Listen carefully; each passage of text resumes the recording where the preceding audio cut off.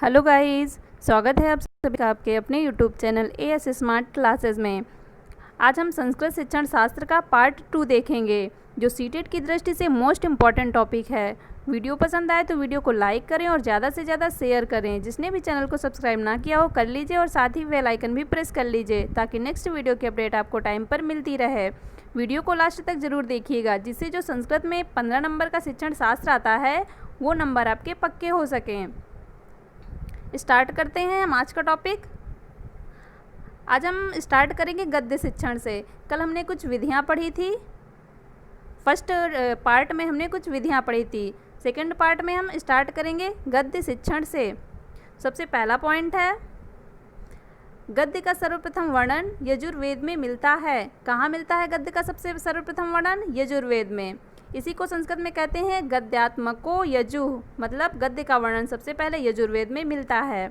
Next point है गद्य की परिभाषा। गद्य की परिभाषा क्या होती है? जो छंद से रहित विधा हो गद्य कहलाती है। मतलब जिसमें छंद का प्रयोग नहीं किया जाता वह विधा गद्य कहलाती है। नेक्स्ट पॉइंट है व्रतबंधोज्झितम गद्यम। ये किसने कहा था? विश्वनाथ ने। गद्य के बारे में व्रतबंधोज्झितम गद्यम कहा था विश्वनाथ ने। और नेक्स्ट पॉइंट है अपाद बंध रचना गद्यम। ये किसने कहा था? यह दंडी ने कहा था। नेक्स्ट पॉइंट गद्य कवीनाम निक्सम वदति। इसका अर्थ क्या होता है? गद्य को कवियों की कसौटी कहा जाता है। क्या कहा जाता है गद्य को? कवियों की कसौटी। नेक्स्ट पॉइंट है गद्य शिक्षण का मुख्य उद्देश्य शब्द भंडार में वृद्धि या शब्दोच्चारण है। क्या होता है गद्य शिक्षण का मुख्य उद्देश्य? जो शब्द भंडार होता है उसमें वृद्धि करना और शब्दों के उच्चारण सिखाना बच्चों को। नेक्स्ट पॉइंट है गद्य शिक्षण में प्रश्नों का सर्वश्रेष्ठ प्रकार कौन सा होता है? विचार विश्लेषणात्मक प्रश्न। कौन से प्रश्न सर्वश्रेष्ठ होते हैं गद्य शिक्षण में? जिसमें विचारों का विश्लेषण हो सके, वह प्रश्न सर्वश्रेष्ठ होते हैं। आगे देखेंगे गद्य 2 प्रकार का होता है। जैसे फर्स्ट नंबर हो गया कथा। कथा में क्या आ गया? अवंती सुंदरी कथा, ये गद्य के प्रकार हैं। दूसरा हो गया आख्यायिका। आख्यायिका में क्या आ गया? हर्षचरित। तो ये हो गए गद्य के 2 प्रकार, कथा और आख्यायिका। नेक्स्ट पॉइंट देखेंगे गद्य शिक्षण में वाचन का सर्वश्रेष्ठ प्रकार है। कौन सा सर्वश्रेष्ठ प्रकार है? आदर्श वाचन। गद्य शिक्षण में वाचन मतलब बोलने का जो सर्वश्रेष्ठ प्रकार होता है वह होता है आदर्श वाचन। नेक्स्ट पॉइंट है एक आदर्श वाचन होता है और एक अनुकरण वाचन होता है। तो ये है हमारा आदर्श वाचन। नेक्स्ट पॉइंट है गद्य शिक्षण की सर्वश्रेष्ठ विधि है काठिन्य निवारण विधि। क्या है सर्वश्रेष्ठ विधि? काठिन्य निवारण। काठिन्य निवारण क्या होता है? कठिन शब्दों का निवारण करना। तो ये हो गई सर्वश्रेष्ठ विधि। नेक्स्ट पॉइंट है काठिन्य निवारण को गद्य शिक्षण की आत्मा कहा जाता है। गद्य शिक्षण की आत्मा किसे कहते हैं? काठिन्य निवारण विधि को। आगे देखते हैं गद्य शिक्षण की विधियाँ कौन कौन सी विधि हैं। फर्स्ट है उद्बोधन विधि, सेकंड है टीका विधि, थर्ड है स्पष्टीकरण विधि। कितनी विधियां हैं? 3 विधियां, उद्बोधन विधि, टीका विधि, स्पष्टीकरण विधि। सबसे पहले देखेंगे हम उद्बोधन विधि क्या होता है। इस विधि का मुख्य उद्देश्य ज्ञानेंद्रियों को प्रेरित करना होता है। इस विधि को पढ़ाने के लिए प्रत्यक्ष विधि, प्रतिकृत, चित्र, अभिनय आदि साधन काम में लाए जाते हैं। तो ये हो गई हमारी उद्बोधन विधि। और इसमें क्या होता है कि छात्रों के माध्यम से अर्थ निकलवाना उद्बोधन है। जब भी किसी गद्य का छात्रों के माध्यम से अर्थ निकलवाया जाता है तो वह हो जाता है हमारा उद्बोधन विधि, मतलब किसी चीज़ का बोध होना। आगे देखेंगे टीका विधि। सेकंड थी हमारी टीका विधि। ये क्या होती है? इस विधि को प्रवचन विधि भी कहते हैं। यह विधि उच्च स्तर या उच्च माध्यमिक स्तर के लिए उपयोगी है। क्या कहते हैं इस विधि को? प्रवचन विधि। आपने सुना होगा जैसे लोग बोला करते हैं कि प्रवचन देना। तो जब किसी चीज़ में टीका टिप्पणी करते हैं तो वह हो जाता है प्रवचन देना। तो ये हो गई हमारी प्रवचन विधि या टीका विधि। फर्स्ट पॉइंट है इस विधि में शब्द की व्युत्पत्ति, संधि, समास, कारक, प्रकृति, विलोम आदि को समन्वित करके पढ़ाया जाता है। टीका विधि में जो शब्द होते हैं उनकी व्युत्पत्ति को संधि, समास, कारक, प्रकृति, विलोम आदि इन सब को इसमें समन्वित करके पढ़ाया जाता है। नेक्स्ट पॉइंट है ये समन्वित विधि का रूप है, मतलब सबको समन्वित करके पढ़ाया जाता है। तो ये हो गई हमारी समन्वित विधि का रूप। नेक्स्ट है स्पष्टीकरण विधि। स्पष्टीकरण विधि क्या होती है? इस विधि में तुलना, वाक्य प्रयोग, अंतःकरण, प्रसंग, संदर्भ, व्याख्या आदि शब्दों का प्रयोग किया जाता है। जब किसी भी टॉपिक का बच्चों को स्पष्टीकरण देंगे तो उसमें हम तुलना करके उनको स्पष्टीकरण दे सकते हैं, वाक्यों का प्रयोग करके, अंतःकरण करके, उस प्रसंग के बारे में बातें करके, संदर्भ के द्वारा और व्याख्या के द्वारा बच्चों को स्पष्टीकरण दे सकते हैं। फर्स्ट पॉइंट है हमारा, समास की बहुलता किस शिक्षण में पाई जाती है? किस शिक्षण में ज़्यादा समास होते हैं? तो किस शिक्षण में होते हैं? गद्य शिक्षण। गद्य शिक्षण हो गया, पद्य शिक्षण हो गया, तो गद्य शिक्षण में समास ज़्यादा पाए जाते हैं या ज़्यादा समास का यूज किया जाता है। नेक्स्ट देखते हैं, गद्य के 4 भेद हैं समास के आधार पर। अगर आए कि समास के आधार पर गद्य के कितने भेद होते हैं, तो 4 भेद होते हैं। कौन कौन से? उत्कालिक गद्य, चूर्णक गद्य, मुक्तक गद्य, व्रतगंधी गद्य।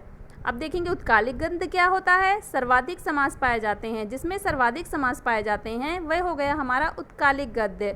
चूर्णक गद्य क्या होता है? अल्प समास युक्त गद्य, मतलब उत्कालिक गद्य से जिसमें कम समास हो या अल्प समास हो, जिसमें अल्प समास का प्रयोग किया गया हो या कम समासों का प्रयोग किया गया हो, तो वह हो जाएगा हमारा चूर्णक गद्य। मुक्तक गद्य क्या होता है? समास रहित गद्य, जिसमें समास का एक भी प्रयोग ना किया गया हो, वह हो जाता है हमारा मुक्तक गद्य। फोर्थ है व्रतगंधी गद्य। ये क्या होता है? ऐसा गद्य का प्रकार जो लय के अनुसार पढ़ाया जाए, वह हो जाता है हमारा व्रतगंधी गद्य। तो यह हो गए हमारे 4 गद्य के 4 भेद। अब आगे देखेंगे पद्य शिक्षण या काव्य शिक्षण। ऊपर हमने पढ़ा गद्य शिक्षण, अब इसके बाद हम पढ़ेंगे पद्य शिक्षण क्या होता है। तो पद्य का सर्वप्रथम प्रयोग कहाँ हुआ था? पद्य का सर्वप्रथम दर्शन ऋग्वेद में मिलता है, पद्यात्मको ऋग्वेदः, जबकि गद्य का कहाँ मिला था? यजुर्वेद में। पद्य का ऋग्वेद में, याद रखिएगा ये।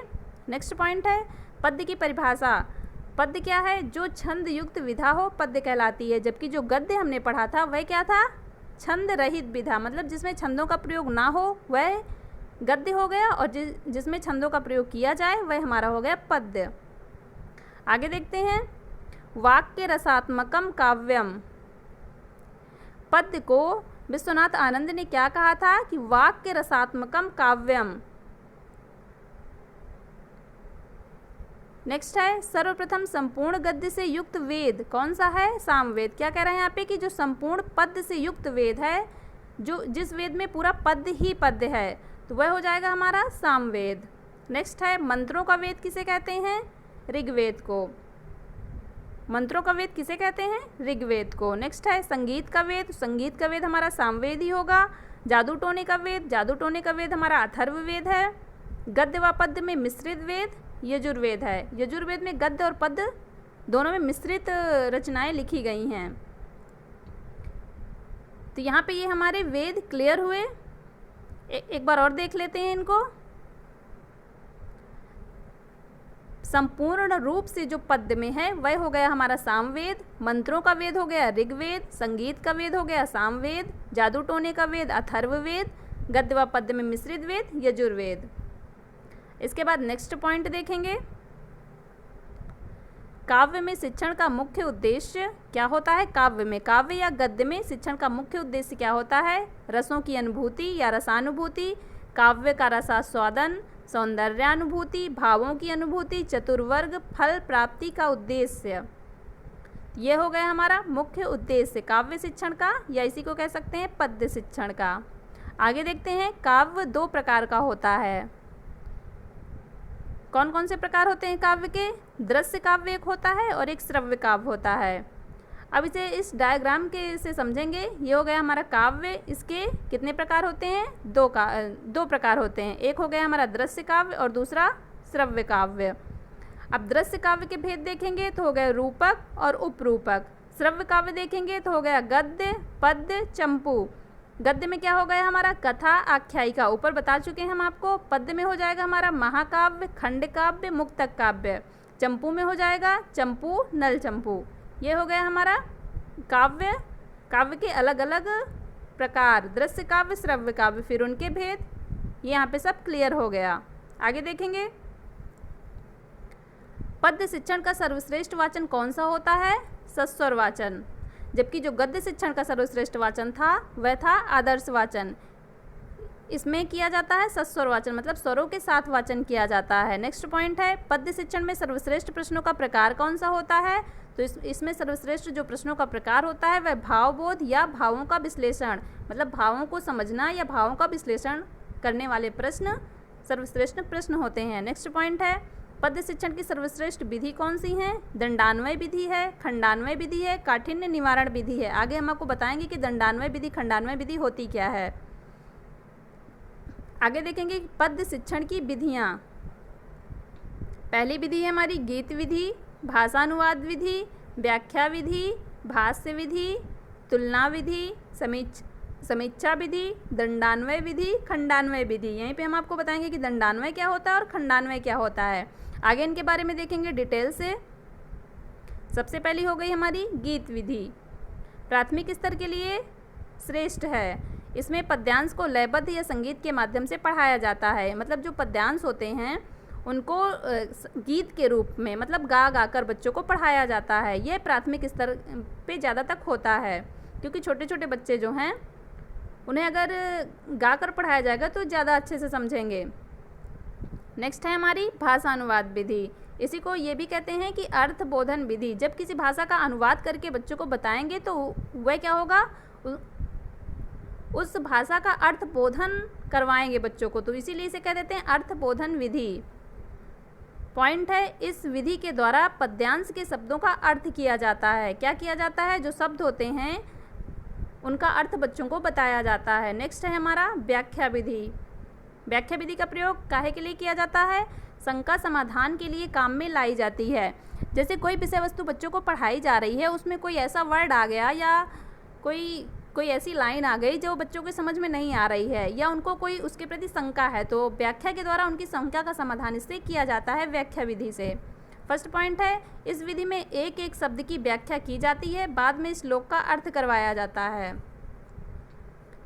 क्या होता है इस विधि द्वारा? व्याख्या विधि द्वारा जो श्लोक होता है उसके एक एक शब्द की व्याख्या की जाती है और उसके बाद उसका अर्थ निकलवा दिया जाता है, जिससे बच्चे आराम से उसका अर्थ निकाल लेते हैं। जब बच्चे प्रत्येक शब्द को समझने लगेगा तो उसका अर्थ आराम से समझ जाएगा। नेक्स्ट पॉइंट है इस विधि में व्यंग्यार्थ, लक्ष्यार्थ एवं दार्शनिक पक्ष पर बल दिया जाता है। व्यंग्यों के अर्थ, लक्ष्यों के अर्थ एवं दार्शनिक पक्ष पर बल दिया जाता है। आगे देखते हैं भाष्य विधि। भाष्य विधि कब प्रयोग की जाती है? उच्च स्तर के लिए श्रेष्ठ है, मतलब प्राथमिक बच्चे जो छोटे छोटे बच्चे होते हैं उनके लिए नहीं, ये उच्च प्राथमिक स्तर या उच्च स्तर के लिए श्रेष्ठ होती है। इस विधि में क्या होता है? कथा के समान दृष्टांतों को स्पष्ट अध्यापन कराया जाता है। ऐतिहासिक उदाहरणों की प्रधानता होती है इसमें भाष्य विधि में। नेक्स्ट है हमारी तुलना विधि। तुलना विधि में क्या होता है? प्रस्तुत श्लोक के भाव वाले समान श्लोक को बताया जाता है और इस विधि में काव्य सौंदर्य की अनुभूति होती है। तुलना विधि में हम किसी चीज़ की तुलना करते हैं, जैसे कोई श्लोक हम बच्चों को बता रहे हैं, बताने के बाद उसी के जैसा कोई समान दूसरा श्लोक बताएंगे जिससे बच्चों को तुलना करके उसे समझा पाएंगे, तो ये हो जाती है हमारी तुलना विधि। इसमें क्या होता है? काव्य सौंदर्य की अनुभूति प्राप्त होती है। नेक्स्ट है हमारी समीक्षा विधि। समीक्षा विधि में क्या होता है? काव्य की भाषा के साथ साथ भाषा शैली, छंद, अलंकार, कथा आदि को दूसरे कवियों की भाषागत विशेषता से तुलना की जाती है। समीक्षा विधि में भी क्या होता है? यहाँ पे कवियों की भाषागत विशेषता से तुलना की जाती है। किसमें? भाषा शैली में, छंद, अलंकार, कथा आदि को। नेक्स्ट पॉइंट है हमारा इस विधि में गुण दोषों का विवेचन भी किया जाता है। क्या किया जाता है? गुण दोषों का विवेचन भी किया जाता है। आगे देखते हैं दंडान्वय विधि। ये देखिए आ गई दंडान्वय विधि, इसके बाद आएगी खंडान्वय विधि। दंड का अर्थ क्या होता है? वाक्य। समझ लीजिएगा इसे कि दंड का अर्थ वाक्य होता है और वाक्य का अर्थ क्या होता है? वाक्य का अर्थ होता है अन्वय करना। नेक्स्ट है काव्य शिक्षण में अन्वय का विशेष महत्व होता है। नेक्स्ट पॉइंट है संपूर्ण श्लोक का पूर्ण वाक्य में परिवर्तन करना दंडान्वय विधि कहलाती है। ये देखिए आ गई आपकी दंडान्वय विधि। क्या होती है दंडान्वय विधि? जब कोई श्लोक होता है और उस श्लोक का पूर्ण वाक्य में परिवर्तन किया जाता है तो वह कहलाती है हमारी दंडान्वय विधि। नेक्स्ट पॉइंट है इस विधि में छात्र स्वयं ही शिक्षक की सहायता से श्लोक के प्रधान अंशों को खोजता है तथा बाद में कर्ता, कर्म, क्रिया आदि व्याकरण संबंधित प्रश्नों की खोज करता है। क्या करता है इसमें छात्र? स्वयं ही शिक्षक की सहायता लेता है लेकिन स्वयं ही कार्य को करता है। इस श्लोक के जो प्रधान अंश हैं उनको खोजता है और बाद में खुद ही कर्ता, कर्म, क्रिया आदि व्याकरण संबंधित जो प्रश्न हैं उनकी खोज करता है। मतलब खुद ही यह निकालता है कि इसमें कर्ता कौन सा है, कर्म कौन सा है, क्रिया कौन सी है। नेक्स्ट पॉइंट है, इसमें छात्र निष्क्रिय तथा कक्षा अनुशासनहीन रहेगी। ये बच्चों द्वारा ही किया जाता है तो इसमें छात्र निष्क्रिय रहते हैं और कक्षा अनुशासनहीन रहती है। नेक्स्ट है, यह अमनोवैज्ञानिक विधि है। आगे देखते हैं, खंडान्वय विधि। खंडान्वय विधि हो गई हमारी। नेक्स्ट, तो इसमें क्या होता है? इसमें सर्वप्रथम प्रधान वाक्य ढूंढा जाता है। इसमें व्याकरण संबंधी प्रश्नों के स्थान पर पाठ्य विषय संबंधी प्रश्न पूछे जाते हैं। क्या होता है इसमें कि व्याकरण संबंधी प्रश्नों के स्थान पर पाठ्य विषय संबंधी प्रश्न पूछे जाते हैं और इसमें प्रधान वाक्य ढूंढा जाता है। इसमें छात्र सक्रिय रहते हैं तथा कक्षा अनुशासित रहती है। यह विधि मनोवैज्ञानिक है, जबकि ये जो हमने दंडान्वय विधि देखी थी इसमें यह विधि अमनोवैज्ञानिक थी। आगे देखेंगे, व्याकरण शिक्षण। हमने गद्य पढ़ा, पद्य पढ़ा, अब इसके बाद पढ़ेंगे व्याकरण शिक्षण क्या होता है। सबसे पहले देखेंगे व्याकरण शब्द की व्युत्पत्ति। वी प्लस आ प्लस क्रा प्लस ल्युट, ल्युट प्रत्यय है। इसमें कौन सा प्रत्यय है? ल्युट प्रत्यय है। नेक्स्ट है, पतंजलि ने व्याकरण को शब्दानुशासन की संज्ञा दी है। किसकी संज्ञा दी है? शब्दानुशासन की। नेक्स्ट पॉइंट है, व्याकरण को भाषा का प्राण तत्व कहते हैं। भाषा का प्राण तत्व कौन है? व्याकरण। किसे कहते हैं? व्याकरण को कहते हैं। नेक्स्ट पॉइंट, व्याकरण को शब्द की शुद्धि व अशुद्धि का शास्त्र कहते हैं। अगर किसी भी चीज़ को लिखने में उसके व्याकरण में अशुद्धि हो गई है या व्याकरण से ही उसकी शुद्धि अशुद्धि का निश्चय करते हैं। नेक्स्ट है हमारा, व्याकरण शिक्षण की सर्वश्रेष्ठ विधि है आगमन निगमन विधि। कौन सी विधि सर्वश्रेष्ठ है? आगमन और निगमन विधि। आगमन विधि क्या होती है? जिसमें पहले उदाहरण बताए जाते हैं, उसके बाद नियम लास्ट में नियम निकल कर आता है, तो वह हो जाती है हमारी आगमन। और निगमन क्या होती है? पहले नियम बता दिया जाता है और फिर उसे उदाहरणों के माध्यम से प्रस्तुत किया जाता है या उसे सिद्ध किया जाता है, तो वह हो जाती है हमारी निगमन विधि। नेक्स्ट है, व्याकरण शिक्षण का महत्वपूर्ण सोपान है। क्या है महत्वपूर्ण सोपान? नियमितीकरण। नियम से पढ़ना है। व्याकरण शिक्षण में क्या महत्वपूर्ण है कि नियम से पढ़ो, जो भी व्याकरण के नियम हैं उन्हीं के अनुसार पढ़ो। आगे देखेंगे, व्याकरण शिक्षण के 5 सोपान हैं। कौन कौन से? रक्षा, ऊह, आगम, लघु, असंदेह। ये हो गए व्याकरण शिक्षण के 5 सोपान। ये इनका एक फार्मूला है, इस फार्मूले की सहायता से हम याद कर सकते हैं। क्या ये? रक्षोहा गम लघु संदेहाह। तो इसका अर्थ हो गया रक्षा, ऊह, आगम, लघु, असंदेह। संस्कृत में कुल 18 सोपान हैं। संस्कृत में कुल कितने सोपान हैं? 18। और व्याकरण शिक्षण में 5 सोपान हैं। ये उसका फार्मूला है और ये 5 सोपान हैं। आगे देखेंगे व्याकरण शिक्षण की विधियाँ। परंपरागत विधि, सहयोग विधि, ह्यूरिस्टिक विधि, वाद विवाद विधि, व्याख्यान विधि, भाषा संसर्ग विधि, आगमन विधि, निगमन विधि। ये हो गई व्याकरण शिक्षण की विधियाँ। अब हम देखेंगे कुछ महत्वपूर्ण विधियों के बारे में। सबसे पहली हो गई हमारी परंपरागत विधि। क्या होती है परंपरागत विधि?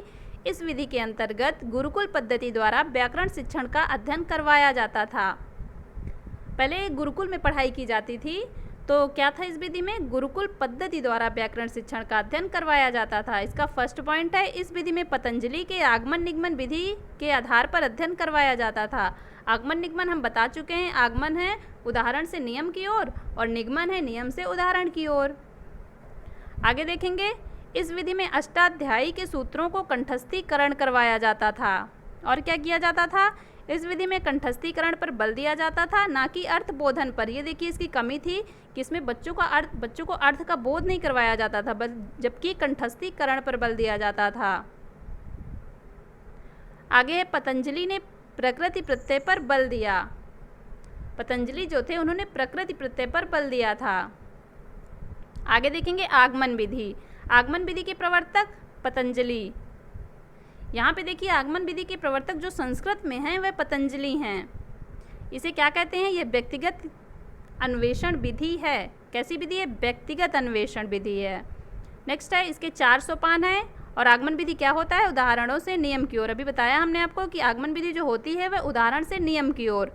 इसके कितने सोपान हैं? 4 सोपान। कौन कौन से? पहला है उदाहरण। उदाहरण क्या होते हैं? विशिष्ट से सामान्य की ओर। उदाहरण जो होते हैं हमारे वह विशिष्ट होते हैं और नियम जो होता है वह सामान्य होता है। तो सबसे पहले हम उदाहरण प्रस्तुत करते हैं। तो कैसे जाते हैं? विशिष्ट से सामान्य की ओर। निरीक्षण, उदाहरण के बाद, उदाहरण प्रस्तुत करने के बाद उसका निरीक्षण करेंगे। तो निरीक्षण में क्या किस सूत्र का प्रयोग करते हैं? ज्ञात से अज्ञात की ओर। पहले ज्ञात चीज़ें बताएंगे बच्चों को, उसके बाद अज्ञात चीज़ों की ओर धीरे धीरे ले जाएंगे। तीसरा सोपान है नियमितीकरण। नियमितीकरण क्या है? नियम से पढ़ना। तो नियम क्या है हमारा? सरल से कठिन की ओर बच्चों को ले जाना चाहिए। पहले सरल चीज़ें बतानी चाहिए, फिर कठिन की ओर। तो ये हो गए 3 सोपान। चौथा सोपान आगे देखते हैं, परीक्षण। चौथा सोपान है परीक्षण। परीक्षण कैसे होना चाहिए? स्थूल से सूक्ष्म की ओर। सबसे पहले बड़ी बड़ी चीज़ों का परीक्षण होना चाहिए, उसके बाद उसके सूक्ष्म अंगों के बारे में जानना चाहिए। जैसे कोई एक पूरी वस्तु बच्चों को बता दी जाएगी, उसके बाद उसके भाग बताए जाएंगे बच्चों को। नेक्स्ट है, यह विधि रोचक है, नियम से सामान्य की ओर। कैसी है? नियम से इसमें सामान्य की ओर है और यह विधि अच्छा अनुशासित रहती है। किसमें? आगमन विधि में। नेक्स्ट है निगमन विधि। निगमन विधि के प्रवर्तक भी पतंजलि हैं और आगमन विधि के प्रवर्तक जो संस्कृत में है वह पतंजलि हैं। इसके भी 4 सोपान हैं। निगमन विधि में क्या होता है? पहले नियम बता दिया जाता है, उसके बाद उदाहरण। तो इसमें नियमों से उदाहरण की ओर जाते हैं। पहला हमारा सोपान है नियम बोधन। इसमें जस्ट ये आगमन विधि का जस्ट उल्टा होती है, तो इसमें सब कुछ उल्टा हो जाएगा। तो सबसे पहले नियम बताया जाएगा, तो पहले नियम बोधन हुआ। इसमें क्या होता है? अज्ञात से ज्ञात की ओर जाते हैं। नियम स्पष्टीकरण में नियम बताने के बाद उसका स्पष्टीकरण देंगे, तो कठिन से सरल की ओर। और नियम परीक्षण में सूक्ष्म से स्थूल की ओर। और नियम का जब सत्यापन लास्ट में करेंगे तो नियम से उदाहरण की ओर या सामान्य से विशिष्ट की ओर। तो ये हो गए हमारे निगमन विधि के 4 सोपान। आगे देखेंगे, इसमें छात्र निष्क्रिय रहते हैं व कक्षा अनुशासनहीन रहती है। ये हो गई हमारी निगमन विधि। नेक्स्ट है हमारी भाषा संसर्ग विधि। इसमें क्या होता है? इस विधि के अंतर्गत व्याकरण तथा अनुकरण के माध्यम से अध्यापन कराया जाता है। कैसे कराया जाता है? व्याकरण तथा अनुकरण के माध्यम से। नेक्स्ट है समवाय। यहाँ पे है समवाय या सहयोग विधि। इसमें क्या होता है? इस विधि के अंतर्गत व्याकरण का ज्ञान अलग से ना देकर गद्य पद्य रचना, नाटक, कथा के अध्ययन के साथ साथ दिया जाता है। क्या होता है? व्याकरण का ज्ञान अलग से नहीं दिया जाता, बल्कि जो गद्य पद्य की रचना है या नाटक है या कथा का जो अध्ययन कराया जाता है, उन्हीं के साथ साथ में व्याकरण का ज्ञान दिया जाता है। आगे देखेंगे ह्यूरिस्टिक विधि। ह्यूरिस्टिक विधि के प्रवर्तक कौन है? आर्मस्ट्रांग। इसी को अन्वेषण विधि भी कहते हैं। ह्यूरिस्टिक विधि या अन्वेषण विधि का मतलब होता है खोज करना। फर्स्ट पॉइंट है इसका, इस विधि का अन्वेषण विधि के नाम से भी जाना जाता है। नेक्स्ट है, इस विधि में बालक स्वयं शब्दों की खोज करता है। क्या होता है अन्वेषण का मतलब खोज करना। नेक्स्ट है, ये विधि सीखो नामक सिद्धांत पर काम करती है। इसमें बच्चा खुद खोज करता है तो वह कुछ तो सीखता है, तो इसे किस नाम से जाना जाता है? सीखो नाम से, सीखो विधि नामक से जाना जाता है। नेक्स्ट है हमारी अन्वय व्यतिरेक विधि। इस विधि में क्या होता है? अन्वय व्यतिरेक विधि में इस विधि में काव्य शिक्षण के अन्वय को आधार मानकर प्रत्येक शब्द का व्याकरण दृष्टि से टुकड़े करके व्याकरण शिक्षण करवाया जाता है। क्या होता है इसमें? जो भी शब्द होते हैं उनकी व्याकरण की दृष्टि से उनके टुकड़े किया जाता है और उसके बाद उसका व्याकरण शिक्षण करवाया जाता है। तो ये हो जाती है हमारी अन्वय व्यतिरेक विधि। आगे देखेंगे नाटक शिक्षण। क्या क्या पढ़ चुके हैं हम? गद्य पढ़ चुके, पद्य पढ़ चुके और व्याकरण शिक्षण पढ़ चुके। अब देखेंगे नाटक शिक्षण। नाटक शिक्षण का अर्थ क्या होता है? अभिनय करना। नेक्स्ट, नाटक को पंचम वेद भी कहा जाता है। क्या कहा जाता है नाटक को? पंचम वेद। ये देखिए, इसे ध्यान दीजिएगा। आगे देखेंगे काव्येषु नाटक रम्यम। कहाँ कहा गया है? ये अभिज्ञान शाकुंतलम में कहा गया है कि काव्येषु नाटक रम्यम। नेक्स्ट है हमारा लक्षण। इसके लक्षण क्या बताए गए हैं? अवस्थानुकृति नाट्यम, मतलब अवस्था के अनुसार या अवस्थाओं के अनुकृति जो होती है वह नाटक होता है। तो ये कहाँ लिखा है? दशरूपम में। दशरूपम किसकी रचना है? धनंजय की। नेक्स्ट पॉइंट है, नाट्य शास्त्र का मुख्य उद्देश्य होता है छात्रों का सर्वांगीण विकास करना, मतलब छात्रों का प्रत्येक तरह से विकास करना या उनका हर क्षेत्र में विकास करना, सर्वांगीण विकास करना। वाचन के 2 प्रकार होते हैं, कौन कौन से? एक सस्वर वाचन होता है, एक मौन वाचन होता है। आगे देखेंगे, नेक्स्ट पॉइंट है, नाट्य शिक्षण का सर्वश्रेष्ठ वाचन या सोपान होता है वह होता है पाठाभिनय।